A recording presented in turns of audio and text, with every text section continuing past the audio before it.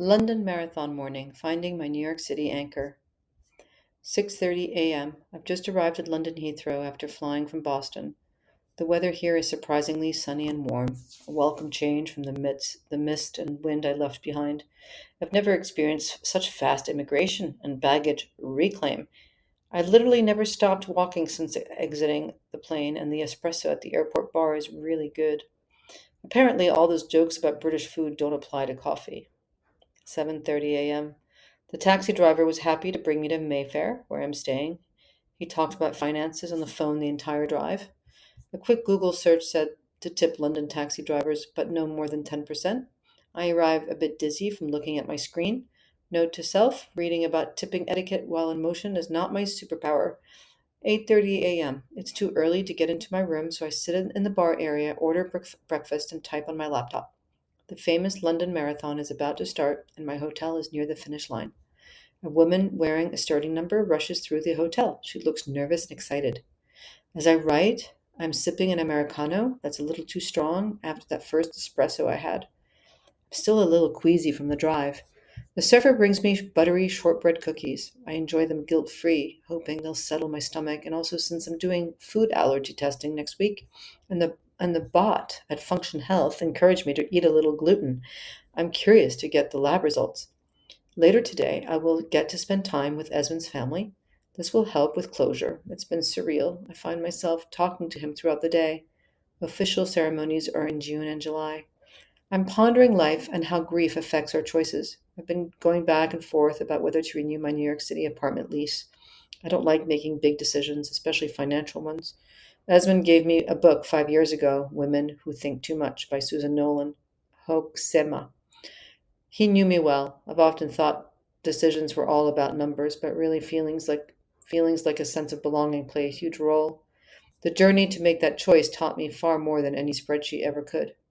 At first, keeping my lease felt foolhardy. There was a contract change I hadn't been told about, leaving me betrayed and angry. One of my good friends in the neighborhood is moving away, and my therapist said I should let the apartment go since I expressed guilt about the cost. What surprised me most was the rootlessness that enveloped me while writing last week's piece about the doorman. I realized I was losing a base, a community. I also reflected about another important community, the karate community, my karate buddies, my sensei, who was one of the best in the world. The apartment changed from being an expense to being an anchor, a good anchor. My commitment to karate in New York City runs deep. I'm fine-tuning my movements in this martial art, aligning with mastery as one of my top values. Someday, I'd like to pay it forward by teaching. Having a place in New York City means I can train consistently with my sensei, an opportunity difficult to replicate anywhere else in the world. What changed my mind was a call with a friend who reminded me about opportunity costs, what you give up when you choose one thing over another. My choosing hotels over the apartment, I was losing by choosing hotels over the apartment, I was losing the freedom and peace of mind of having a home and routine in New York City. What do I miss by keeping it? Being able to stay in different hotels around the world? Do I really want to be like a ship floating about without a mooring? Not really. At 54, I'm done with being a gypsy. That same day, I got a tax refund, which helped with money worries. I also found out hotel prices had risen, eliminating any great savings there. In the end, I called the building manager instead of emailing and learned he was new and hadn't been told about the contract change. He wrote me a guarantee for the amenities, so I signed the lease.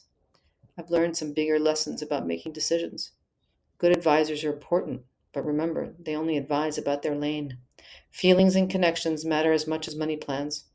Never make a decision when angry. The sense of belonging and health routines are forms of wealth, too. My friend's passing has helped me see that life is short. We need to enjoy each day without spending it feeling guilty. 10:45 a.m.